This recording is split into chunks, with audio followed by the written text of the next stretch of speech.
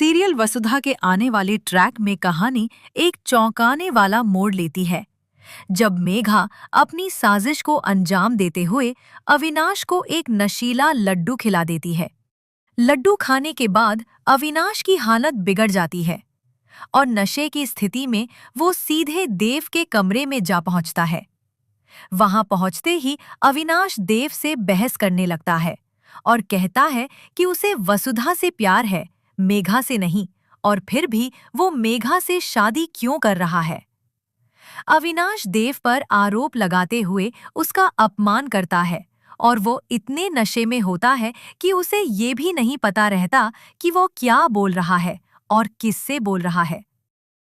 जब दिव्या, जो अविनाश की पत्नी है, उसे रोकने की कोशिश करती है तो वो उसे जोर से झटक देता है जिससे वो गिर जाती है।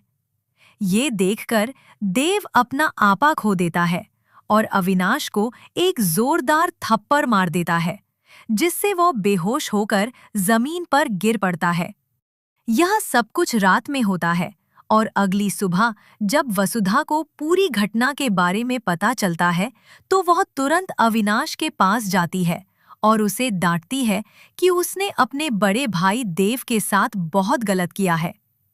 वसुधा की बातों से अविनाश को अपनी गलती का एहसास होता है और वह वसुधा से कहता है कि वह देव से माफी मांगना चाहता है।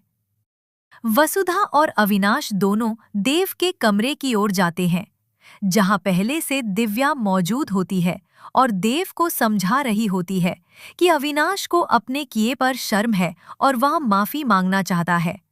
देव दिव्या से कहता है कि उसे माफी मांगने की जरूरत नहीं है, बल्कि अविनाश को आकर माफी मांगनी चाहिए।